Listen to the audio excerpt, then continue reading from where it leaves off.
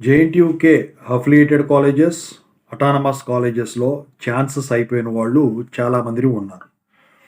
R20 regulation పక్కన పెడితే R19 నుంచి ఇక R16, R13, R10, OR, ఇలా పాత రెగ్యులేషన్‌లన్నిటికి కూడా ఛాన్స్‌లు ఇవ్వటం వల్ల ఇప్పటికే స్పెషల్ సప్లీలు రాసున్న వాళ్ళు, మళ్ళీ 2026 స్పెషల్ సప్లీ ఏదైతే నోటిఫికేషన్ రీసెంట్‌గా రిలీజ్ చేశారో, సో దానికి రాయబోయేవాళ్ళు చాలామంది ఉన్నారనమాట. ఇందుట్లో వచ్చేసరికి అటానమస్ వాళ్ళైనా, అఫిలియేటెడ్ వాళ్ళైనా.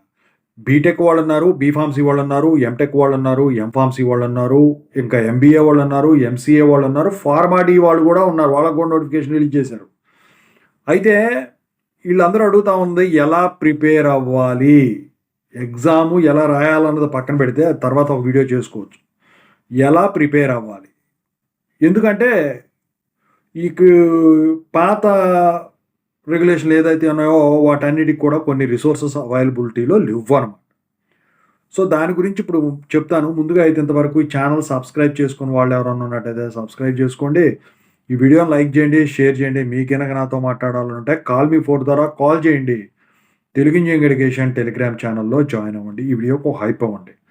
ఇక టాపిక్లో పెడితే ఏంటంటే మరి పాత రెగ్యులేషన్ వాళ్ళకి ఇప్పుడు నాకు తెలిసి R13 నుంచి R16 ఇక ఇప్పుడున్న రెగ్యులేషన్స్ వాళ్ళకి మాత్రమే ఈ ఫైల్స్ ఏదైతే సిలబస్ కాపీలు కానివ్వండి, రెగ్యులేషన్ బుక్స్ కానివ్వండి, పాత క్వశ్చన్ పేపర్లు కానివ్వండి, మెటీరియల్స్ కానివ్వండి, ఇవన్నీ కూడా అందుబాటులో ఎక్కడైనా దొరుకుతాయి.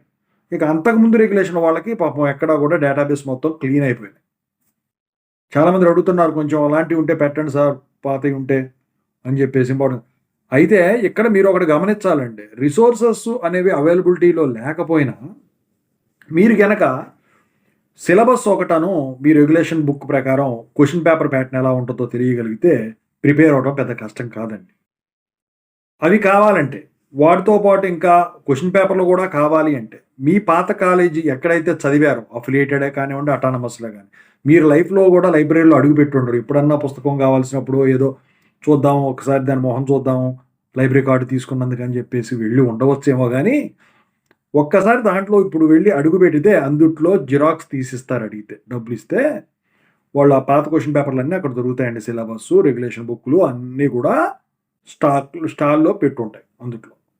సో ముందు అలా కలెక్ట్ చేసుకోండి.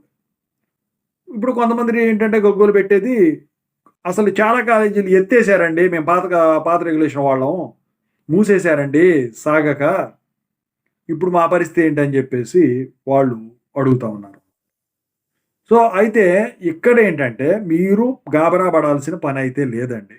మీరు గనక పాత క్వశ్చన్స్ గురించి పక్కన పెడితే మీ క్వశ్చన్ పేపర్ ప్యాటర్ను, మీ రెగ్యులేషన్లో పాస్ మార్కులు ఇలాంటివి మీ మిడ్ మార్కులు గుర్తుంచుకున్నట్టయితే సిలబస్ వచ్చేసరికి అండి ఎవరికైనా ఒకటే ఉంటుంది. 1-2 టాపిక్లు యాడ్ అవుతాయి లేటెస్ట్ వాళ్ళకు.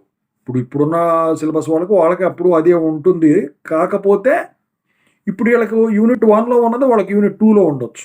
ఎందుకంటే అప్పుడు 8 యూనిట్స్ అలా ఉండే, ఇప్పుడు 5 యూనిట్సే. సో అలా మారుద్ది అని తప్ప మిగతా ఏమీ మారవు అనమాట. అలా అయినా చూసుకోవచ్చు. వద్దు ఈ తలనొప్పి అంతా మనకి ఎందుకు అనుకుంటే మాత్రం మీ కాలేజీ లేకపోయినా కానివ్వండి, దానికి ఆపోజిట్లో ఉన్న కాలేజో లేకపోతే దానికి ఈక్వలెంట్లో మీ రెగ్యులేషన్తో పాటు ఉన్న కాలేజీలు ఏమన్నా ఉంటే అక్కడికి వెళ్ళి వాళ్ళని లైబ్రరీలో రిక్వెస్ట్ చేస్తే సార్ ఇలా మా కాలేజీ తీసేశారు, మరి స్పెషల్ సప్లీకి ప్రిపేర్ అవ్వాలంటే మాకేం దొరకట్లేదు, కొంచెం ఏదైనా హెల్ప్ చేయమని చెప్తే వాళ్ళు అవి డబ్బులు ఇచ్చినట్టయితే జిరాక్స్లో అవి తీసుకోవడానికి పర్మిషన్ ఇస్తారండి. అందులో జనరల్గా లైబ్రరీలో ప్రింటర్లు ఇవన్నీ ఉంటాయి. చేయకుండా అయితే ఉండరండి. మీకు ఎక్కడా కూడా ఎతికితే సెర్చ్ ఇంజన్స్లో పాత రెగ్యులేషన్ R13 కంటే ముందు అయితే దొరకవండి. ఓకేనా?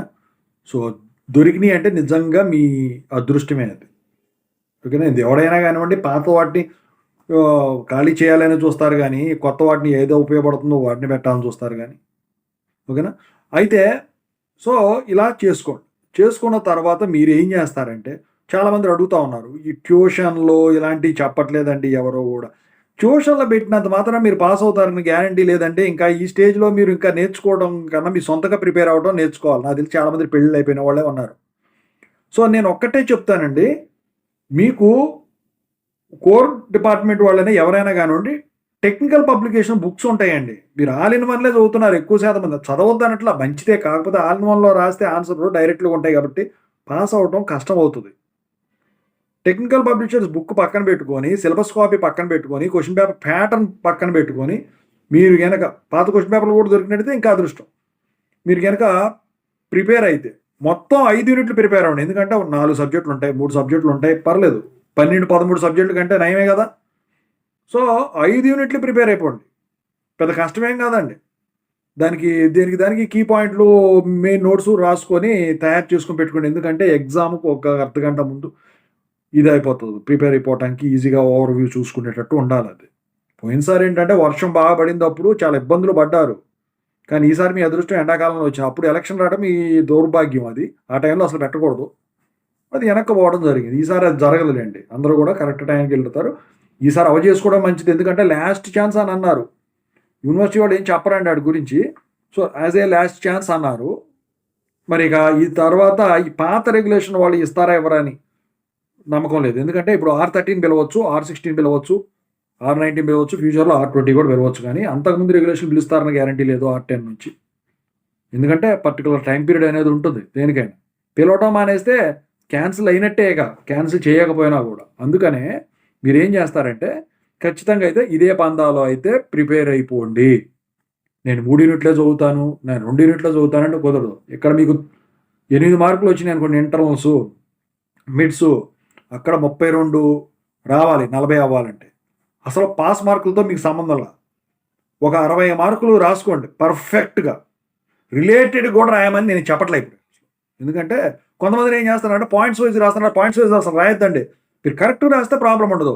ఏదన్నా 5 పాయింట్లు కరెక్ట్గా రాసి 6వ పాయింట్ తప్పు రాశారంటే, అదే చూశారంటే పాయింట్ వైజ్ రాసినప్పుడు మిగతా వాటికి కూడా పోతాయి. అందుకని పారాగ్రాఫ్స్ వైజ్గా రాసుకొని మీకు కరెక్ట్ అనిపించిన కీవర్డ్ అండర్లైన్ చేసుకోండి, లేకపోతే ఇబ్బంది పడతారు. ఇంకోటి ఏంటంటే స్పెషల్ సప్లీ పేపర్ వాల్యుయేషన్ అనేది యూనివర్సిటీలోనే జరుగుతుంది, బయట వాళ్ళు చేయరు. ఓకేనా. పెద్ద పెద్దోళ్ళు ఉంటారు అందుట్లో చేసేవాళ్ళు, వాళ్ళు చూడటంతో తెలిసిపోద్ది మీకు తప్పు రాశారు కరెక్ట్. అందుకనే నేను రిలేటెడ్ వద్దు, పాయింట్స్ వైజ్ వద్దు. నేర్చుకున్నది మీరు బై హార్ట్ చేస్తారా, నాలెడ్జ్ ప్రకారం నేర్చుకుంటారా, యూట్యూబ్లు చూసి నేర్చుకుంటారా అనేది పక్కన పెడితే నేర్చుకున్నది కరెక్ట్గా ప్రజెంట్ చేయండి, బొమ్మ అయినా కానివ్వండి. ఇక ఎందుకంటే ఇక్కడ దాకా ఉన్నారు మీరు, ఇక్కడ దాకా వచ్చేసి నేను నీళ్ళు మీకు చేసేది ఏం లేదు. పర్ఫెక్ట్గా ఈత వస్తే బయటికి వెళ్ళటం, లేకపోతే అక్కడే మునిగిపోవటం, అంతే. ఓకేనా. సో ఇలాగే చేసుకోండి. ఆ బుక్స్ చదవటం ఇది నేర్చుకోండి. ఈ ఒక్కసారి కష్టపడితే ఇక సర్టిఫికేట్ వచ్చిందంటే మీకు ప్రాబ్లమే ఉండదండి. ఇలా ప్రిపేర్ అయితే తప్ప మీరు గెయిన్ కాలేరు. ఎగ్జామ్లో ఎలా ప్రజెంట్ చేయాలని నేను డీటెయిల్డ్ వీడియో చేస్తాను. మీరైతే దీని ప్రకారమే వెళ్ళిపోండి. ఓకేనా. I wish all the best.